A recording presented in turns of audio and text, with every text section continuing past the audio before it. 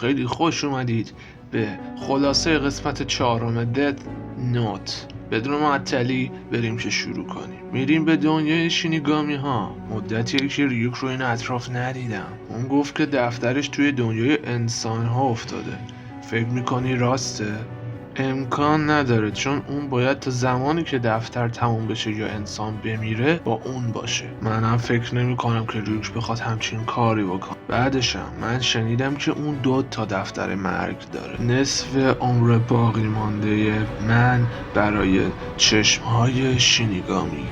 ریوک میگه خب میخوای چیکار کنی؟ میخوای معامله رو انجام بدی؟ این معامله تو انجام نمیشه. ریوک، من دارم یه دنیای بدون خلافکار میسازم و میخوام برای مدت طولانی مثل یک خدا سلطنت کنم. اگه این معامله قرار عمر منو کوتاه کنه، دیگه چیزی برای فکر کردن باقی نمیمونه. لایت میگه اگه به جای چشمات بالهات رو به من میدادی شاید معامله رو انجام میدادیم. لایت میگه اگه من چشما و بالهای یه شینیگامی رو داشتم تقریبا یک شینیگامی واقعی میشدم. ریوک میگه نگران نباش، تو بدون اونها هم الان یه شینیگامی هستی. دنیای شینیگامی ها تکراری شده. شینیگامی ها هیچ امید و هدفی برای زندگی ندارن. شینیگامی تنها چیزی که میخواد اینه که نمیره و تنها برای همینه که اسم انسانها رو توی دفتر مینویسن تا بیشتر بتونن عمر کنن. لایت به دفتر نگاهی میندازه. مکس میکنه و از جاش بلند میشه و میگه فهمیدم.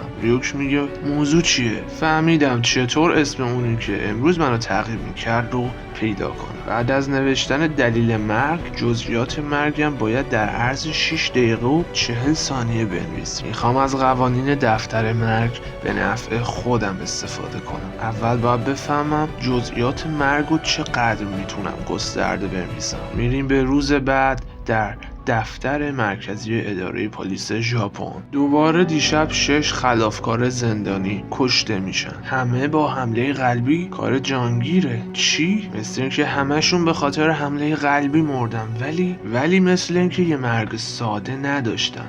یکیشون بعد از بریدن انگشتش روی دیوار سلولش تصویر عجیبی رو میکشه. دومی هم یه چیزی مثل وصیت برای خودش باقی گذاشت. سومی تونسته از زندان فرار کنه و خودشو به دستشویی برسونه. ال میگه کیرا میتونه زمان مرگ رو تغییر بده. آیا اون میتونه رفتار قربانی هاشو هم قبل از مرگ تغییر بده؟ ال میگه لطفاً به رسانه ها فقط در مورد سکته قلبی خبر بدید و راجع به جزئیاتش هیچ حرفی نزنید. احتمالش هست که کیرا از قربانی ها برای آزمایش یه چیزی استفاده کرده باشه. نگاه کن ریوک، نتایج آزمایش من به این زودی در کامپیوتر پدرم وارد شد. این دقیقاً همون چیزی شد که فکرشو میکردم. دفتر مرگ بیشتر از اون چیزی که فکر میکردم به دردم میخوره. ریوک میگه منظورت از این حرف چیه؟ لایت میگه یکیشون فرار کرده و به نزدیکترین دستشویی رفته، همون جور که من تو دفتر نوشته بودم. یکیشون هم دقیقاً تصویری رو که من تو دفتر کشیدم رو روی دیوار سلولش کشیده و آخریشون دقیقاً تو یادداشتش از کلماتی که من تو دفتر نوشتم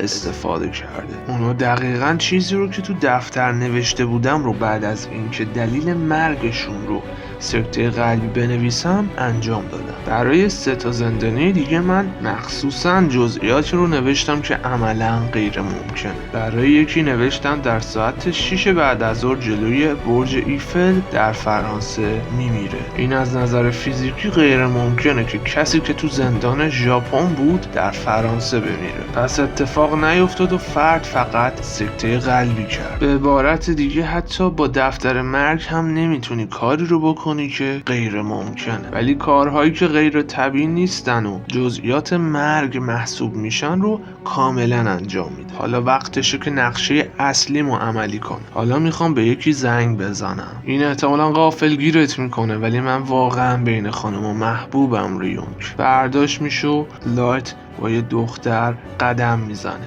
لایت میدونه که یک فرد همچنان داره تعقیبش میکنه. ریوکی شینیگامی میگه قرار داری؟ این چیزیه که اون مردی که منو تعقیب میکنه میبینه. تعقیب کننده میگه اون یه جوان معمولیه، دانش آموز سخت کوش سال آخری. اون پسر رئیس یاگامیه، لایت یاگامی. هیچ مورد مشکوکی ازش دیده نشده. این آخرین روزیه که اونو تعقیب میکنه. هر سه تاشون سوار اتوبوس میشن. اتوبوس سر ایستگاه بعدی وای میسته. یک مرد وارد اتوبوس میشه. اون اینجاست، خودشه. همه چیز داره طبق برنامه پیش میره. من میخوام این اتوبوس رو بدزدم. مرد تعقیب کننده میگه توی همچین موقعیتی اتوبوس روبایی داریم؟ لایت خیلی آروم یوری رو صدا میزنه و توی دفتری توی برگه چیزی نوشته.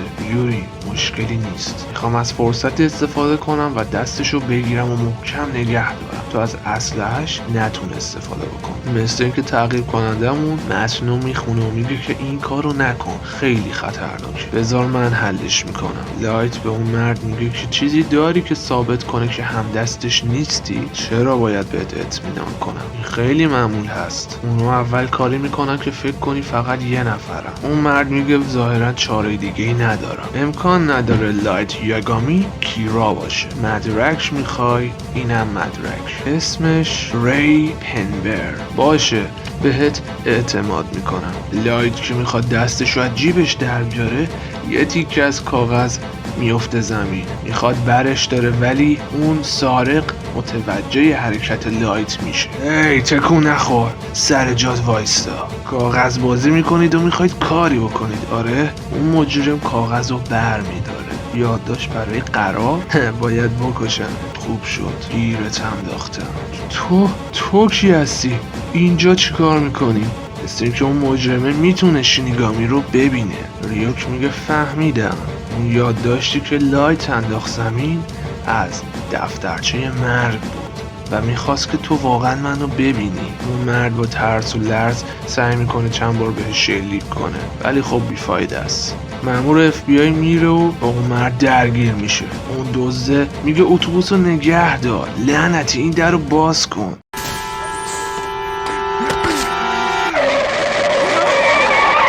مرد از اتوبوس میفته پایین و ماشین اونو زیر میگیره و کشته میشه. لایت به ساعتش نگاه میکنه. دقیقاً 11:45